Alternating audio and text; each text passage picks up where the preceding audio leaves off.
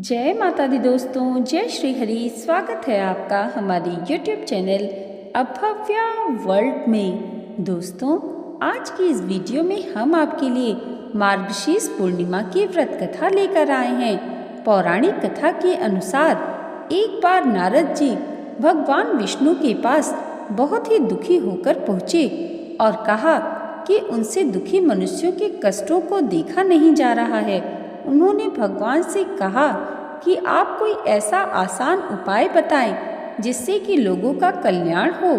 यह सुनकर भगवान श्री हरि ने कहा कि जो भी व्यक्ति सांसारिक सुख और मृत्यु के बाद मोक्ष प्राप्त करना चाहता है उसे श्री सत्यनारायण भगवान की पूजा व व्रत करना चाहिए।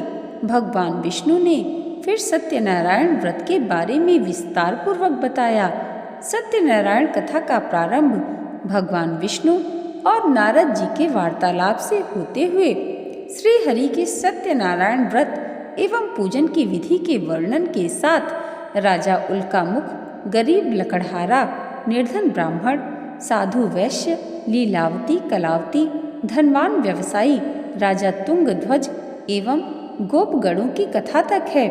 कथा सार ग्रहण करने से यह निष्कर्ष निकलता है कि जिस किसी ने सत्य के प्रति श्रद्धा विश्वास किया उन सबके कार्य सिद्ध हो गए। जैसे लकड़हारा गरीब ब्राह्मण, उल्कामुख, गोपगणों ने सुना कि यह व्रत सुख, सौभाग्य, संतति, संपत्ति सब कुछ देने वाला है तो सुनते ही श्रद्धा, भक्ति तथा प्रेम के साथ सत्य व्रत का आचरण करने में लग गए और फलस्वरूप ये लौकिक सुख भोग कर परलोक में मोक्ष के अधिकारी हुए।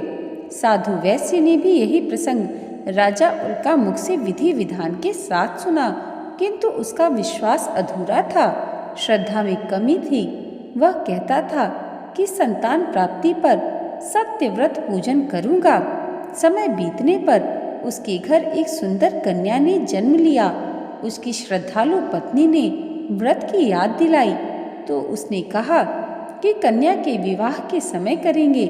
समय आने पर कन्या का विवाह हो गया, किंतु उस वैश्य ने व्रत नहीं किया। वह अपने दामाद को लेकर व्यापार के लिए चला गया। उसे चोरी के आरोप में राजा चंद्रकेतु द्वारा दामाद सहित कारागार में डाल दिया गया। पीछे घर में भी चोरी हो गई। पत्नी लीलावती व पुत्री कलावती भिक्षावृत्ति के लिए विवश हो गईं। एक दिन कलावती ने किसी विप्र के घर श्री सत्यनारायण भगवान का पूजन होते देखा और घर आकर माँ को बताया। तब माँ ने अगले दिन श्रद्धा से व्रत पूजन कर भगवान से पति और दामाद के शीघ्र वापस आने का वरदान मांगा। श्री हरि प्रसन्न हो गए और स्वप्न में राजा को दोनों बंदियों को छोड़ने का आदेश दिया। राजा ने उनका धन धान्य तथा प्रचुर द्रव्य देकर उन्हें विदा किया। घर आकर पूर्णिमा और संक्रांति को सत्य व्रत का जीवन पर्यंत आयोजन करता रहा। फलतः सांसारिक सुख भोग कर उसे मोक्ष प्राप्त हुआ।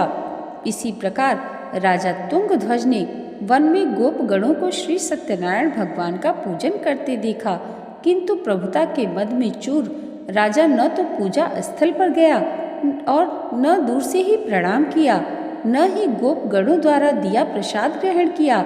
परिणाम यह हुआ कि राजा के पुत्र, धन धान्य, अश्व, गज आदि सब नष्ट हो गए।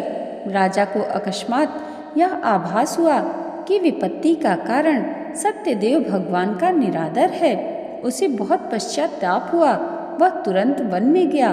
गोपगणों को बुलाकर काफी समय लगाकर सत्यनारायण भगवान की पूजा की। फिर उसने उनसे ही प्रसाद ग्रहण किया तथा घर आ गया। उसने देखा कि विपत्ति टल गई और उसकी सारी संपत्ति तथा जन सुरक्षित हो गए। राजा प्रसन्नता से भर गया और सत्य व्रत के आचरण में निरत हो गया तथा अपना सर्वस्व भगवान को अर्पित कर दिया। बोलिए श्री सत्यनारायण भगवान की जय। दोस्तों, आज की ये वीडियो अगर आपको अच्छी लगी हो तो कमेंट बॉक्स में जय श्री सत्यनारायण भगवान जरूर लिखिएगा और इसे लाइक और हमारे चैनल पर पहली बार आए हैं तो सब्सक्राइब करना मत भूलिएगा। भगवान श्री हरि की कृपा आप सबके जीवन पर सदैव ऐसे ही बनी रहे। इसी मंगल कामना के साथ मिलते हैं अगली वीडियो में। तब तक के लिए जय माता दी, जय श्री हरि।